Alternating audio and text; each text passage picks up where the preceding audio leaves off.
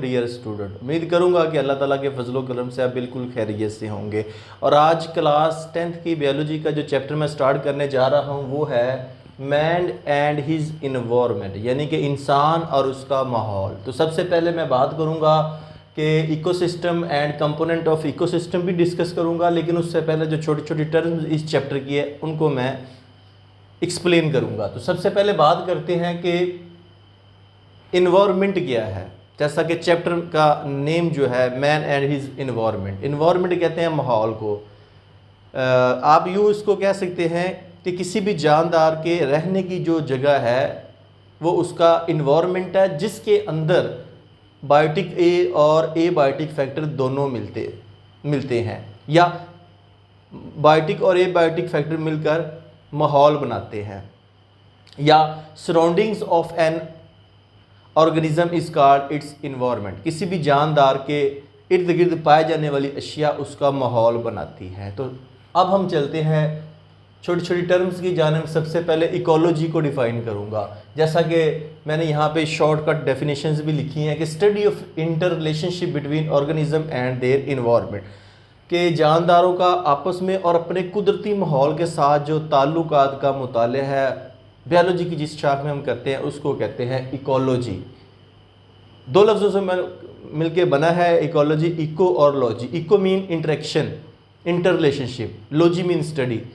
तो इंटरेक्शन या जो ताल्लुक है वो किन के दरमियान होता है, जानदारों का आपस में और अपने नेचुरल इन्वायरमेंट के साथ। तो इस मुताले को हम कहते हैं इकोलॉजी। नेक्स्ट है पॉपुलेशन, जिसको हम आबादी का नाम भी देते हैं। A group of organisms of the same species inhabiting a specific geographical area at a particular time is called a population. के एक ही स्पीशीज के जानदारों का ऐसा ग्रुप जो किसी मखसूस जगह पर किसी मखसूस वक्त में पाया जाए, ऐसे जानदार के ग्रुप को हम कहते हैं पॉपुलेशन। आबादी, जैसा कि पाकिस्तान है, अब आबादी के अंदर तीन बातें इंपॉर्टेंट है। किसी ख़ास जगह पर किसी ख़ास वक्त में एक ही स्पीशीज़ के अफराद का ग्रुप पॉपुलेशन कहलाता है। अब फॉर एग्ज़ाम्पल पाकिस्तान है, जगह का नाम पाकिस्तान, इसमें हम इंसानों को काउंट करते हैं। तकरीबन हम अंदाज़न क्या देते हैं कि 25 करोड़ इंसान रहते हैं। किस साल काउंटिंग की हमने, फॉर एग्ज़ाम्पल हमने 2024 में की है, तो इसका मतलब है 2024 में पाकिस्तान की जो आबादी यानी पॉपुलेशन है वो 25 करोड़ है। तो इसीलिए इसके लिए तीन बातें मैंने कहा इंपॉर्टेंट है कि किसी खास वक्त में किसी खास जगह पर एक ही स्पीशीज़ के अफराद की जो कुल तादाद होती है उसको पॉपुलेशन कहते हैं। नेक्स्ट चलते हैं community. Assemblage of different population make a community. जब मुख्तलिफ पॉपुलेशन आपस में एक दूसरे के साथ बहमी लेन देन करती है तो उसके नतीजे में कम्युनिटी बनती है। All the populations that live in a habitat and interact in various ways with one another are collectively called a community. उसके बाद है जी इकोसिस्टम। इकोलॉजी से बनता है इकोसिस्टम। जैसा कि हमने शुरू में बात की थी कि इकोलॉजी क्या है कि जानदारों का आपस में और अपने कुदरती माहौल के साथ जो ताल्लुक़ का मुताला है उसको कहते हैं इकोलॉजी। और इकोलॉजी के नतीजे में जो सिस्टम बनता है उसको हम बोलते हैं ecosystem. Study of interaction of living organism with each other and with their natural environment is called ecology, and a system which is established in this way, that system is called ecosystem. तो यहाँ पे मैंने इसको यूँ define किया कि the self sufficient unit of an environment that is formed as a result of interactions between its biotic community and a biotic component is known as ecosystem. For example ecosystem कौन कौन सा हो सकता है? अ pound, एक तालाब जो होता है वो एक इकोसिस्टम है। एक a lake, a forest are examples of ecosystem. Next है जी बायोस्फीयर। जैसा कि नाम से ज़ाहिर है, बायो मीन लाइफ यानी कि लिविंग, और स्फीयर मीन एरिया, प्लेस। तो इसका मतलब है इस प्लानिट अर्थ के ऊपर वो जगह जहाँ पे ज़िंदा जानदार पाए जाते हैं उस पार्ट को, अर्थ के उस हिस्से को हम कहते हैं biosphere. All ecosystem of the world together form the biosphere, या यूँ कह लें कि दुनिया के तमाम इकोसिस्टम आपस में मिलकर बायोस्फीयर बनाते हैं। उसके बाद अब हम बात करते हैं कंपोनेंट ऑफ इकोसिस्टम। इकोसिस्टम के कितने कंपोनेंट है जी? दो कंपोनेंट है, बायोटिक कंपोनेंट है और abiotic component. A mean without, biotic mean life, it means non living. Non living components present in an ecosystem are called as abiotic component, यानी कि माहौल के जो नॉन लिविंग बेजान जो अशिया है जो किसी इकोसिस्टम में मौजूद होती हैं वो एबायोटिक कंपोनेंट बनाती हैं। जबकि बायोटिक कंपोनेंट में आ जाता है living part of the ecosystem. Ecosystem के अंदर जो जिंदा अशिया है, लिविंग अशिया, उन वो इकोसिस्टम के अंदर क्या बनाती हैं? Biotic components. अब बात करते हैं कि जो बायोटिक कंपोनेंट है उसकी भी तीन इकसाम है, प्रोड्यूसर्स, कंज्यूमर्स और डीकम्पोजर्स।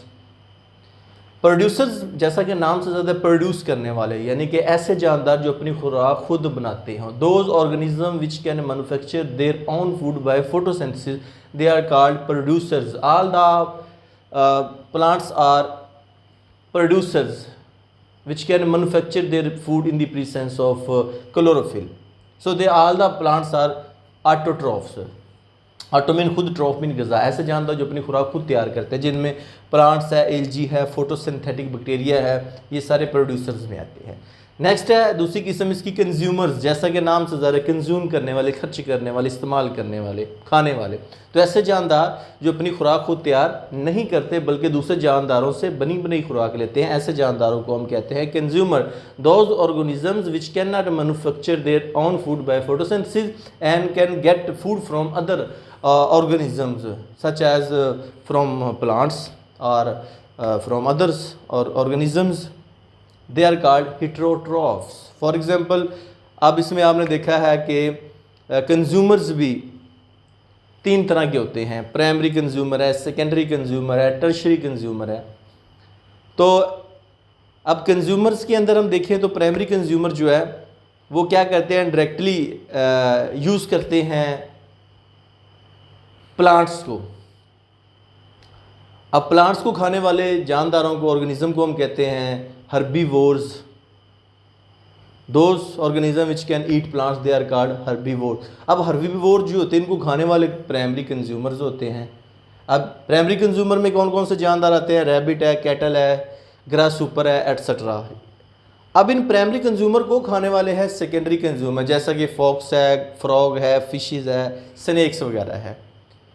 उसके बाद टर्शरी कंज्यूमर है जो कि सेकेंडरी कंज्यूमर को इस्तेमाल करते हैं खुराक के तौर पे, जैसा कि लाइन है, टैगर है, these are called tertiary consumer. तो इसका मतलब है टर्शरी कंज्यूमर इस्तेमाल करते हैं सेकेंडरी कंज्यूमर को, सेकेंडरी कंज्यूमर यूज़ करते हैं, इस्तेमाल करते हैं प्राइमरी कंज्यूमर को।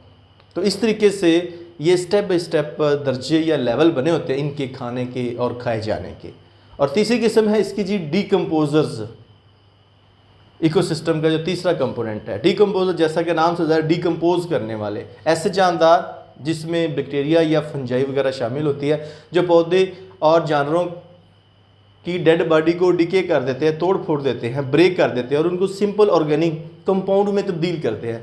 ऐसा काम इंजाइम्स की मौजूदगी में करते हैं। इंजाइम डालते हैं ताकि जो डेड बॉडी पड़ी है पौधे की या जानवर की उसको डिकम्पोज किया जा सके और उसको सादा अज्जा में तब्दील किया जा सके, ताकि वो सादा अज्जा माहौल के अंदर जज़ब हो सके, ख़त्म हो जाए।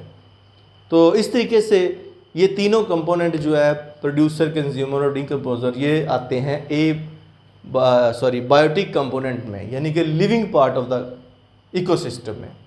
जबकि एबायोटिक कंपोनेंट्स में आ जाते हैं एयर है, लाइट है, वाटर है, सॉयल है, ये वाले जो एबायोटिक में air, water, soil, light and all others, these are all called abiotic components. तो उम्मीद करूँगा कि अब आपको चैप्टर नंबर जो 16 मैन एंड हिज इन्वायरमेंट है उसकी जो बेसिक कुछ टर्म्स आपके सामने मैंने डिस्कस की है, इनकी अंडरस्टैंडिंग हो चुकी होगी। अगर फिर भी आपके जहन में कोई क्वेश्चन हो तो इस वीडियो के नीचे कमेंट बॉक्स में अपना क्वेश्चन जरूर पुट कीजिएगा, ताकि नेक्स्ट वीडियो में मैं आपके उस क्वेश्चन का आंसर भी दे सकूँ। और अगर आप फर्स्ट टाइम ये वीडियो देख रहे हैं और आप चाहते हैं डेली बेस पे मैं केमिस्ट्री, फिजिक्स, बायोलॉजी के लेक्चर और प्रैक्टिकल की वीडियो रिसीव हो तो इस चैनल को सब्सक्राइब करके साथ बेल आइकन का बटन जरूर दबाइएगा, ताकि नेक्स्ट टाइम जब भी मैं वीडियो बनाऊँ आपको उसका नोटिफिकेशन मिल जाए। तो नेक्स्ट वीडियो तक आपसे इजाज़त चाहूँगा, अपना बहुत ज़्यादा ख्याल रखिएगा। अल्लाह हाफ़िज़।